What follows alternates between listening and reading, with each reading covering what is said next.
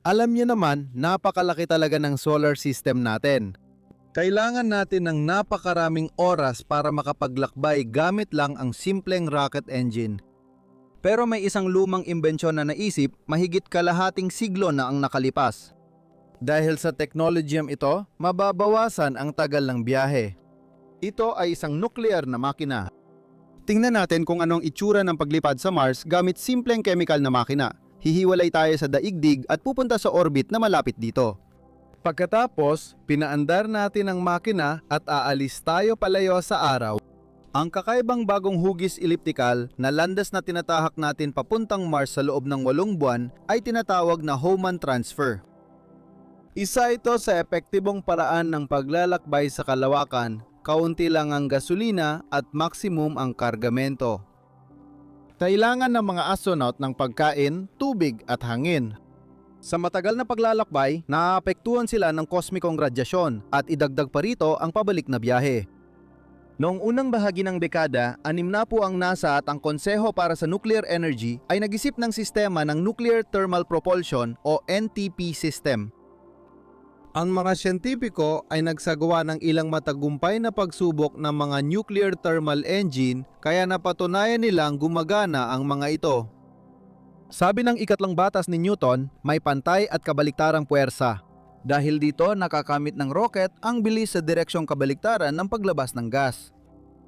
Ang nuclear na makina ay gumagana ayon sa magkatulad na mga alituntunin. Ang hydrogen ay dumadaloy mula tangke patungong aktibong bahagi ng reaktor, umiinit habang dumadaan sa mga kanal na pinainit ng nuclear fission at inilalabas sa mga nozzle para lumikha ng reaktibong tulak. Napakalakas ng tulak kaya ang efficiency ay 2 hanggang 3 beses na mas mataas kaysa sa chemical rocket engine. Ang paglalakbay gamit ang makinang ito ay tumatagal ng 8 buwan, ngunit dahil sa nuclear thermal rocket engine, posible na makarating sa Mars sa 3 buwan lang. At ibig sabihin nito, mas kaunti ang potensyal na gastos ng mga astronaut at mas kaunti silang malalantad sa radiation. Isa pang benepisyo ng nuclear rocket engine, pwedeng bumiyahe mula daigdig papuntang Mars nang hindi na kailangang hintayin na maging pinakamalapit ang pulang at asul na planeta sa isa't isa. Sa chemical na makina, kapag hindi mo naabutan ang tamang panahon, kailangan mong maghintay ng buong 24 na buwan. Sa nuclear rocket engine, hindi na kailangang kansilahin ang biyahe. Ang unang mga pagsubok ng nuclear engine ay nagsimula noong 1955 sa ilalim ng Project Rover sa laboratorio ng Los Alamos, kung saan ang pangunahing layunin ay paliitin ang laki ng reaktor hanggang sa kaya na itong buhatin, maaaring may sama sa rocket engine. Nag-organisa ang NASA ng paglapag ng mga astronaut sa buwan sa programang Apollo at balak magsagawa ng misyon sa Mars. Dahil sa malayong distansya at haba ng biyahe, napagpasyahan na ang mga nuclear na makina ang gagawing mas makatotohanan ang mga paglalakbay na ito. Siyempre, may panganib din ang mga nuclear na makina. Ang reaktor sa barko ay naglalabas ng panganib na radiation na delikado sa crew. Dahil mas maikli ang biyahe, mas mababa ang dose ng radiation. Ang bukas na kalawakan ay pinagmumulan ng malakas na radiation na kayang sirain ang DNA ng mga astronaut. Kasama sa proyekto ang Nuclear Rocket Tech para sa paglalakbay ng tao sa Mars. Sa disyerto ng Nevada, isinagawa ang pagsubok ng malalakas na nuclear na makina na mabilis naglalabas ng gas sa elemento. Ang unang pagsubok ng transformasyon ng nerva ay tumagal ng 2 minuto sa 2 oras, 28 minuto ang ginamit para sa buong pagkarga. Sinubukan ng makina ng 28 beses sa loob ng 115 minuto. Sa huli, isinagawa ang mga pagsubok sa nuclear reactor na Phoebus 2A na kayang gumawa ng 4,000 megawatt sa loob ng 14 minutong pagpapatakbo. Handa na ang lahat sa paglipad sa Mars, pero nagbago ng isip ang Estados Unidos tungkol sa paglipad doon. Sa halip, nagpasya silang magtayo ng Space Shuttle. Mula noong 1973, wala nang sumubok ng mga nuclear na makina. Sa paglipas ng mga taon, gumanda ang mga teknolohiya at ngayon, mas mukhang posible ang paggawa ng katulad nito. Dahil noong dekada 60, ang ginamit na panggatong ay enriched uranium. Naniniwala ngayon ang mga ininyero na sapat na ang karaniwang fuel para sa mga nuclear power plant. Hindi ito delikado at ang listahan ng mga lugar kung saan maaring magsagawa ng pagsusuri ay mas malawak. Mas mapapadali rin ang paghiwalay at pagtanggal ng mga radioactive particles sa labasan. Dahil dito, maaring mapababa ang kabuuang halaga ng proyekto. Noong ika-22 ng Mayo 2019, naglaan ang Kongreso ng Estados Unidos ng $125 milyong para sa paggawa ng mga thermal nuclear rocket engine. Ngunit ito ay walang kinalaman sa Artemida 2024 at sa proyekto ng NASA para sa muling pagbuhay ng planeta. На Луну. Просто процитируем. Ang proyekto ay nilikha upang gumawa ng plano para sa pangmatagalang hinaharap. Sa taong ito, ang proyekto ay nilikha sa Kazakhstan. Sa proyektong ito, magkakaroon ng Artemida 2024 sa Kazakhstan. Sa Artemida, kasama ang mga pagsubok sa kalawakan at schedule ng susunod na misyon. Sa totoo lang, paano naman ang mga thermonuclear na makina? Распад ядра – это метод применения атома, для которого необходим обогащенный уран. Впоследствии этого появляется ядовитый радиационный. Basura! Paano naman ang thermonuclear na pagsasanib? Nangyayari ang thermonuclear na reaction sa araw dahil sa sobrang init ng core nito. Ang paggamit ng thermonuclear na enerhiya para sa kapakinabangan ng sangkatauhan ay nananatiling isang mahirap na gawain para sa atin hanggang ngayon. Kung di magamit ang nuclear rocket reactors, lalo na ang walang hanggang pinagkukunan ng enerhiya, may napakalaking tulak ang mga ito. Malamang, hindi na tayo maghihintay ng matagal para dito. Nagsasaliksik ang mga siyentipiko mula sa Institute of Plasma Physics ng Universidad ng Princeton ng teorya ng direktang thermonuclear fusion na DFD. Ang batayan ng kanilang pananaliksik ay isang thermonuclear reactor na nilikha ni Samuel Kohn noong 2002 na gumagamit ng prinsipyo ng reversed magnetic configuration. Nangyayari ang reaksyon ng plasma ng helium-3 at deuterium sa isang magnetic na lalagyan. Dahil dito, mas kaunting enerhiya ang nagagamit at halos 10 beses ding mas kaunti ang radioactive na basura. Sa nuclear rocket at thermonuclear na makina, sobrang pinapainit at inilalabas ang fuel para lumika ng tulak. Gumagana ito ng ganito. Inayos sa isang linya ang ilang linear na magnet na pumipigil sa pag-init ng plasma. Ang espesyal na mga antena sa paligid ng substansya ay nakatune sa frequency ng ion kaya nabubuo ang kuryente sa plasma. Ang aktibidad ng ion ay nagpapalakas sa katangian ng atom na kapag pinagsama ay lumilika ng bagong particle. Ang mga particle ay gumagalaw sa magnetic field, dumikit sa iba pang particle at itinapon palabas ng mga nozzle ng rocket engine. Sa theoretical na antas, ang nuclear rocket engine ay maaring magbigay ng thrust mula 2.5 hanggang 5 Newton kada megawatt ng kapangyarihan at specific impulse sa loob ng 10,000 segundo. Para sa paghahambing, ang nuclear engines ay may value na 800 at 50 segundo habang ang chemical engines ay 400 at 50 segundo. Ang DFD ay pwedeng gumawa ng kuryente para sa galactic na aparato kapag malayo na ito sa araw at di na magamit ang solar panels. Kayang ilipat ng DFD ang 10,000 toneladang bagay patungong Saturn sa loob ng 2 taon. O kaya naman isang bagay na may bigat na 1,000 tonelad papuntang Pluto sa loob ng 4 na taon. Kinailangan ng istasyong New Horizons ng 10 taon para magawa ito. Ang DFD bukod sa lahat ng iba pa ay isang thermonuclear reactor na may lakas na 1 megawatt at habang naglalakbay sa kalawakan, kaya nitong bigyan ng enerhiya ang lahat ng kagamitan sa loob ng sasakyan. Mas malaki ito kaysa sa enerhiyang ibinibigay ng nuclear na baterya gamit sa mga sasakyang misyon gaya ng Voyager at New Horizons. Mahigit 10 taon na mula nang huling nagsagawa ng mga pagsubok sa mga makinang pinatatakbo ng lakas nuklear ang NASA.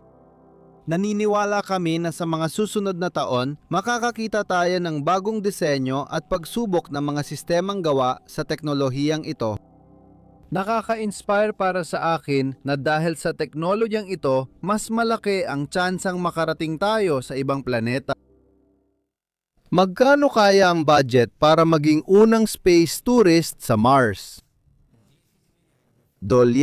Ayon kay Elon Musk, sa ganitong halaga, madali mo nang maiwan ang ating malawak na planeta. Pero alam mo ba na may pagkakataon kang makita ang ganda ng Mars at marinig kung anong tulog nito kahit hindi ka umaalis ng daigdig? Sa mga nakaraang taon, malaki ang pag-usad ng tao. Sa paggawa ng video na ito, mahigit 1 buwan na mula nang lumapag si Perseverance sa pulang planeta. Patuloy na kumukuha ng impormasyon dito ang mga espesyalista ng NASA. Noong Marso 17, naglabas ang NASA ng 16 minutong audio recording na ginawa noong Marso 7 gamit ang mikropunong nakakabit sa rover. Narinig na natin ang hangin sa Mars. Ngayon, pwede na nating suriin ang ingay mula sa rover habang gumagalaw ito sa Mars at lumampas ng 27 metro.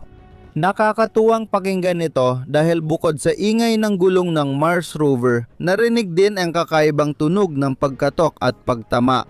Sa SoundCloud website, may 2 recording, ang buo at 1 segundong pinutol na bersyon na na-filter ang ingay. Pakinggan nyo mismo.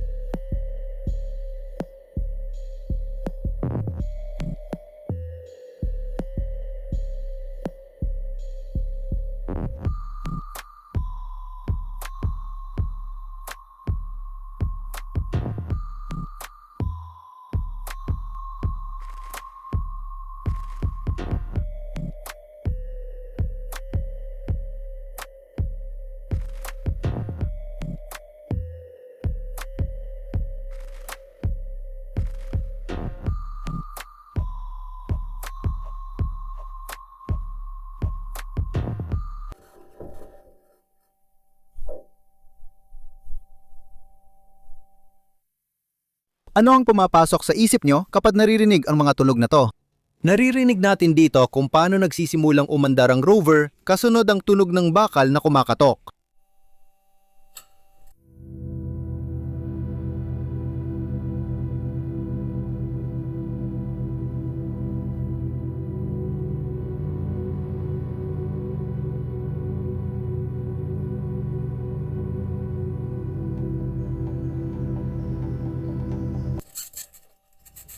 Maririnig din ang katok sa ibang bahagi ng recording.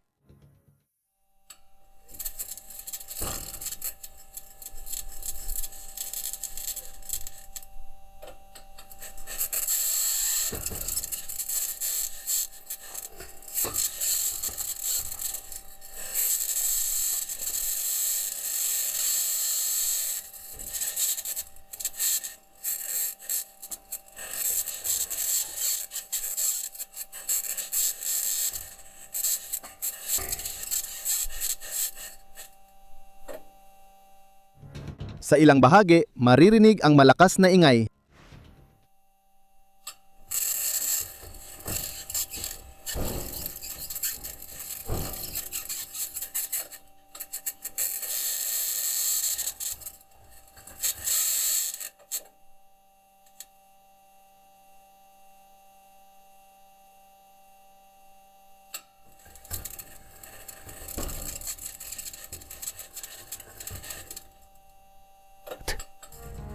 Hindi ba't parang tunog na inatake ng mga Marsiano ang Perseverance at sinusubukang buksan, pero mas simple lang ang paliwanag?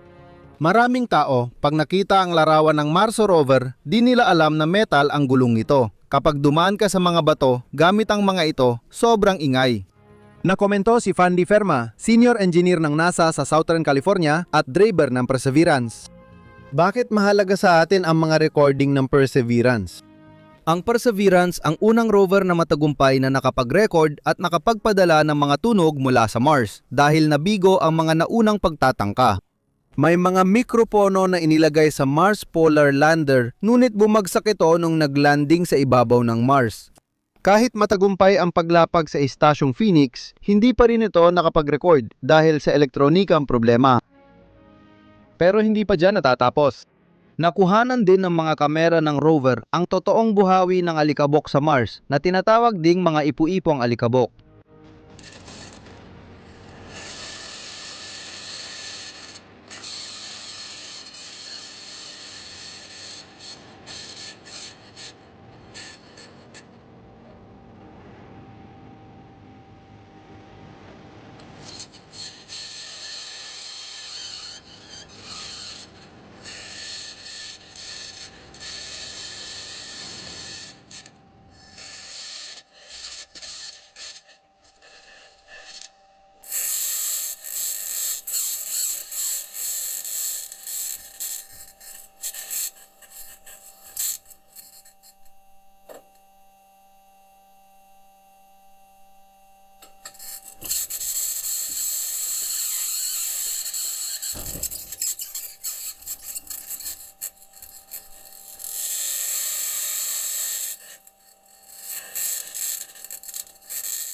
Hindi natin alam kung gaano kabilis at kataas ito, pero alam natin ang mga buhawi ng alikabok sa Mars ay maaaring umabot ng hanggang 8 kilometro ang taas. Katulad sa daigdig ang mekanika ng kanilang pagbuo, nangyayari ito dahil sa interaksyon ng mainit na ibabaw mula sa araw at mga malamig at mainit na agos ng hangin. Ganito ang hitsura ng mga buhawi mula sa kalawakan. Kahanga-hanga, hindi ba? Sa tingin nyo ba maaring makaapekto ang ganitong mga likas na fenomena sa hinaharap na kolonisasyon ng Mars? Isulat ang inyong opinyon sa mga komento. Pero bumalik tayo kay Perseverance. Si Perseverance ay gumagawa na ng mga tunay na tagumpay at napakalayo na ng lamang sa mga nauna rito. Sino ang nakaalam kung ano ang makikita at maririnig natin kapag bumukas na ang mga kamera ng drone na Ingenuity na kasalukuyang nakacharge at malapit ng umikot sa Mars? Ano masasabi mo sa sandatang nuklear? Sigurado ba kayong 99.9% ng mga tinanong ay sasagot ng lubhang negatibo dahil nagdadala ito ng kamatayan? Kung ganon, baka mas gusto mo pa ang tama ng kometa o asteroid. Para sa marami sa atin, hindi rin ito magdudulot ng kasiyahan. Pero sa universo, hindi ganon kasimple ang lahat. Kumpara sa mga tagalupa, ang pag-atake ng mga meteorite ay nagbabanta ng pagkalipol, may mga planeta naman na para sa kanila ang mga ganitong sakuna ay kabaliktaran, nangangahulugan ito ng pagsisimula ng buhay. Halimbawa, kasama rito ang maalikabok na kapitbahay nating si Mars. Nakakatuwang isipin, ano kaya ang mangyayari kung binumba ng hydrogen bomb ang pulang planeta? Hindi kami nababaliw. Ang kakaibang ideyang ito ay mula kay Elon Musk at iba pang progresibong isipan na naghahanap ng bagong tahanan para sa sangkatauhan. May intindihan mo ang Amerikanong ininyero dahil kolonisasyon ng Mars ang layunin ng kilalang inventor. Pero ang mga warhead, sobra na. Sa ganitong paraan, umaasa si Elon na bigyang buhay ang pulang planeta. Simple lang ang ideya. Balak pasabugin ang ilang hydrogen bomb sa ibabaw ng polar caps ng Mars. Ito ay magpapainit sa yelo roon na magpapalaya ng carbon dioxide at water vapor. Pagkatapos, unti-unting gagawing mas komportable ng greenhouse effect ang temperatura sa planeta kumpara sa kasalukuyang 63 degrees Celsius. Sa pagdaan ng panahon, Mars ay magiging pangalawang daigdig. Iyan ang plano sa pangkalahatan, pero posible ba itong maisa katuparan? Ayon kay Elon, maraming carbon dioxide sa Mars, hindi lang sa mga polo. Kapag ito'y pinainit, lalabas ang carbon dioxide mula sa lupa ng planeta saan man. Mariing tinututulan ito ng mga siyentipiko. Kaya hindi pa tayo nakakakita ng maningning na mga kislap ng pagsabog at hindi pa rin natin natatanaw sa teleskopyo ang kaakit-akit na luntiang asul na ibabaw ng Mars. Matagal nang mainit ang usapin ng kolonisasyon ng Mars, pero kamakailan lang nagsimulang kalakain ng mga astrobiologo at pisiko ang mga senaryo ng terraforming doon. Dati, siguradong walang naiinggit sa kapalaran ng mga kolonista. Ano ang haharapin nila sa malamig na planetang iyon? Kung papalarin at hindi mamatay ang mga astronaut dahil sa matinding radyasyong kosmiko, sobrang puwersa sa paglapag o mabaliw pa habang nasa biyahe, mamumuhay sila ng malungkot at nag-iisa sa tigang na lupa. Nakakapagod na trabaho sa mga autonomous na base para magtanim ng pagkain na mahigpit na rirasunin ang dami ng pagkain at pamumuhay sa mga glass na hangar at kuweba na pinapailawan ng artipisyal na ilaw. Kung nais ng kolonista makilala ang tunay na Mars, kailangan niyang magsuot ng mabigat na spacesuit at lumabas ng kanlungan sa sariling panganib. Malinaw na ang terraforming ng pulang planeta ay magpapadali sa buhay ng mga dayo mula daigdig. Bakit hanggang ngayon hindi pa natin ginagamit ang idea ni Musk at sinisimulan ang pambobomba sa Mars? Maaring hindi umayon sa inaasahan ang epekto nito. Milyon-milyong taon nang nawawala ng atmosfera ang Mars, kaya dapat muna itong gawing katulad ng sa Earth. Napatunayan na ang pagpapakawala ng carbon dioxide at mga molekula ng tubig na dulot ng malalayong nuclear na pagsabog ay magbibigay lamang sa atmosfera ng Mars ng 7% ng kapal na gumabalot sa Earth. Ang presyon sa ganitong atmosfera ay tataas lamang hanggang 7.1 pa, samantalang ang mga halaman ay nangangailangan ng hindi bababa sa 50 pa para sa kanilang paglago. Paano kung hindi ang mga orthodox na astronomo ang tama kundi si Elon na naniniwalang may malaking reserba ng carbon dioxide sa lupa ng Mars, hindi lang sa mga pole? Kahit totoo, matagal ang proseso ng pagpainit ng planeta, kaya maaantala ang kolonisasyon nito. Bukod dito, nalilimutan natin ang pinakamahalaga, ang sandatang nuklear ay napakadelikado at kayang wasakin ng lahat. Paano kung may ilang bomba na tumama sa pulang planeta? Siyempre, magdudulot ito ng matinding pinsala at matatakpan ng radiation ang planeta. Sa isang iglap, magiging parang Chernobyl ang Mars. Hindi lang ito tigang at walang buhay, kundi lason na disyerto pa. Kaya hindi sumasang-ayon ang mga siyentipiko ng NASA at iba pang ahensya sa kalawakan sa labis na sigasig ni Elon Musk. Batay sa datos ng Mars Reconnaissance Orbiter at Mars Odyssey, naniniwala silang hindi maaring iterraform ang pulang planeta, kaya halos imposible itong gawing angkop sa buhay. Hindi magandang hatol, pero hindi pa ito pinal, tama? Pero bakit kaya ang programa ng kolonisasyon na Mars 1 ay natigil noong 2019? May iba pa tayong opsyon para bombahin ang Mars upang sa pagdaan ng mga siglo ay maging tirahan nito ng mga tao mula Earth. Pambobomba gamit ang mga asteroid. Ibig sabihin nito ay kontroladong pag-atake sa Mars gamit ang maraming meteorite, malalaking kometa o pagbagsak ng isa sa mga buwan ng Jupiter. Ang epekto nito ay parang nuclear bomb, ngunit walang radioactive na kontaminasyon. Pero may butas din sa nabanggit na plano. Hindi maiwasan ang pagkasira at hindi tiyak ang epekto ng kama, tulad ng posibleng pagbabago sa bilis ng ikot at orbita ng bagay. Dahil dito, kailangan ng masusing pag-aaral at pagpapabuti ang ganitong terraforming. Pagsabog mula sa loob. Para pasimulan ang sariling pagbuo ng magnetic field ng Mars, kailangan itong lagyan ng mga bomba mula sa loob. Plano nilang ilagay ang mga iyon malapit sa core at kapag sumabog ang mga bomba, posibleng magsimula ang mekanismo ng magneto-hydrodynamic dynamo. Pero para gumana ang senaryo, kailangan ng isang kondisyon, likidong panlabas na core. Atmospheric na baso. Ang kakaibang pangalan ay nagtatago ng kakaibang pagtatangkang gawing mahinang kahawig ng daigdig ang Mars. May mga sobrang optimistikong siyentipiko na nagmumungkahi na palalimin pa ang napakalaking bitak mula 11 hanggang 60 kilometro at maglagay doon ng thermonuclear na bomba. Dahil dito, titipunin ng grabidad sa lambak ang natitirang atmosfera ng Mars para magbigay ng presyong sapat sa paghinga. Ito ang pinakakakaibang paraan sa lahat ng paraang may kinalaman sa mga pagsabog. Maliban sa pambobomba, may iba pang paraan ng terraforming ng Mars na naisip. Halimbawa, hindi na kailangang pasabugin ang core ng Mars para makalika ng kondisyon sa pagbuo ng magnetic field.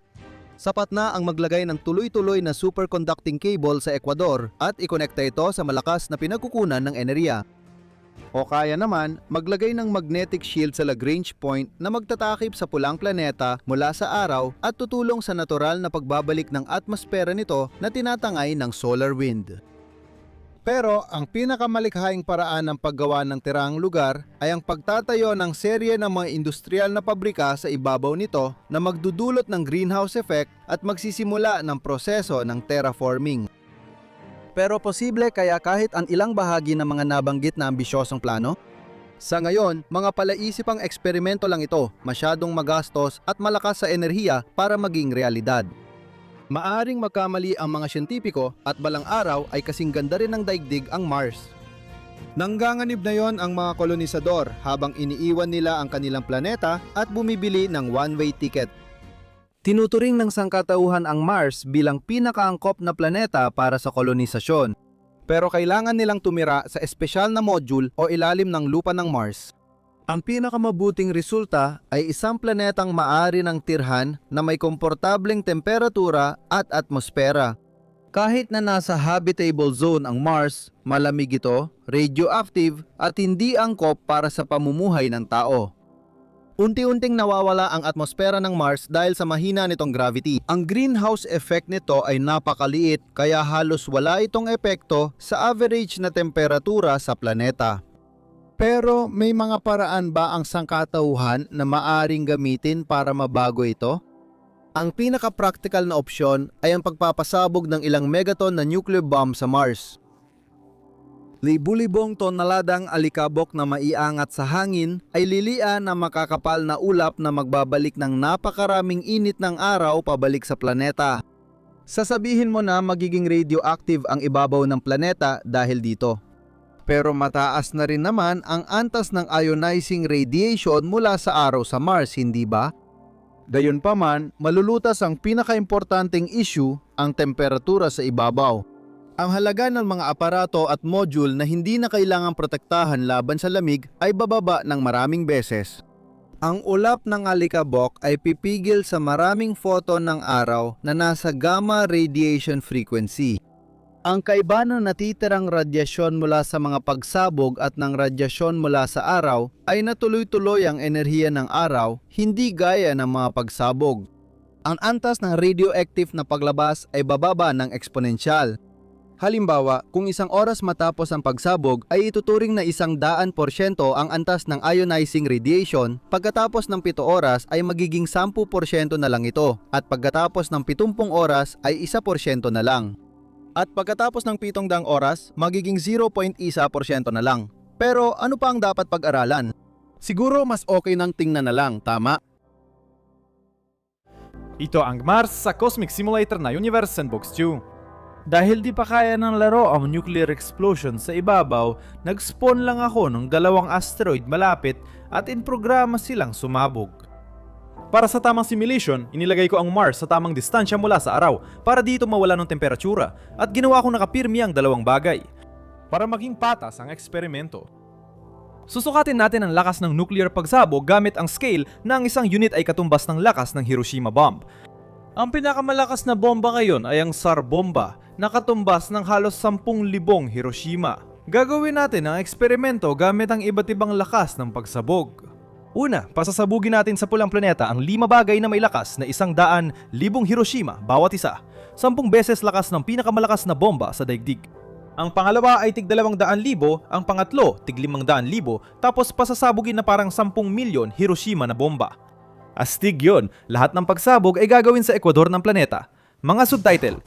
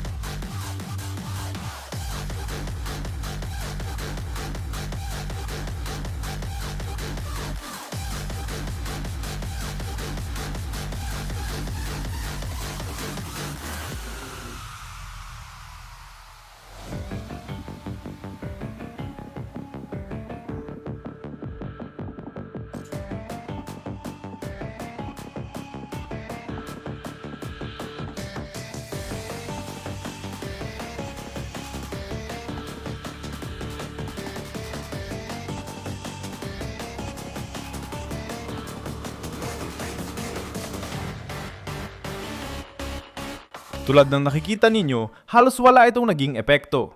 Dapat ding tandaan na ang albedo ng mga planeta sa simulator ay depende sa iba't ibang parameter tulad ng kulay ng ibabaw, kulay at densidad ng atmosfera at material ng sumisipsip na ibabaw. Hindi ko kayang isa-isahin lahat ng parameter na apektado ng halagang ito sa programang ito. Para sa mga hindi nakakaalam, ang albedo ay katangian ng isang diffuse na reflektibong ibabaw na nakadepende sa haba ng alon. O, ang liwanag ay parehong alon at daloy ng mga particle.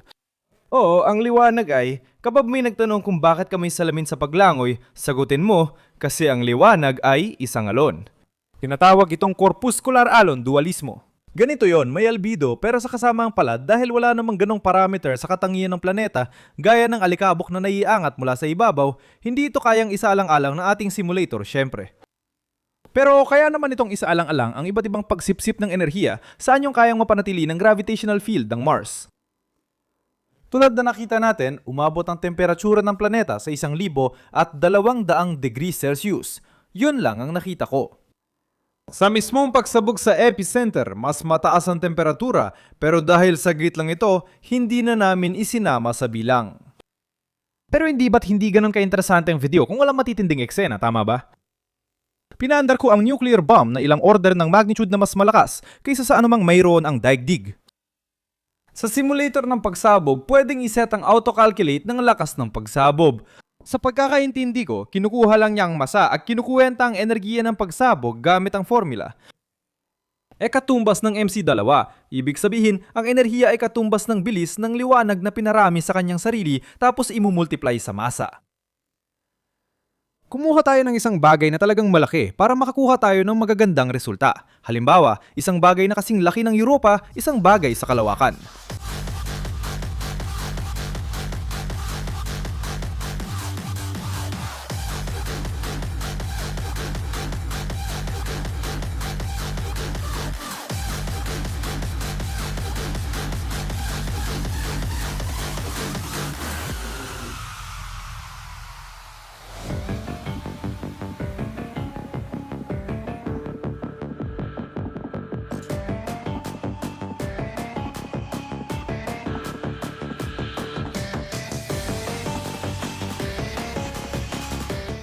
Ay, ang astig nun. Ano ang mga posibleng konklusyon? Walang pagsabog o artipisyal na paginit ang makapabibigay sa Mars ng normal na temperatura sa natural na paraan.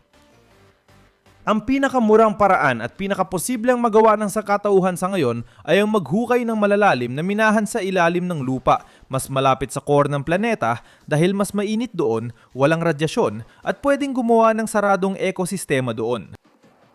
Ang maliit na masa, hindi pag-ikot ng core at kawalan ng magnetic field ay hadlang sa mga pagsubokong gawing angkop sa buhay ang Mars.